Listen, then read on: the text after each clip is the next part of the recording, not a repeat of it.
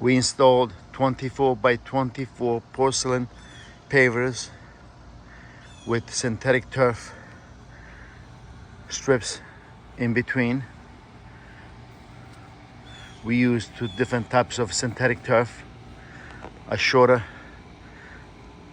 turf for the strips in between the pavers, making it very flush with the top of the pavers, and a taller grass for the perimeter. We also wrapped the turf around the side over the raised patio.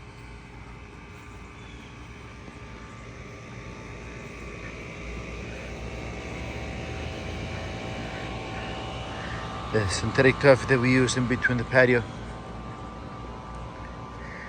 is in a dark green color. This grass is also used for our bocce courts, and the grass we use for the trim is the lawn turf, both imported from Italy, as well as the porcelain. Latest porcelain, a synthetic turf project built in Smithtown, New York.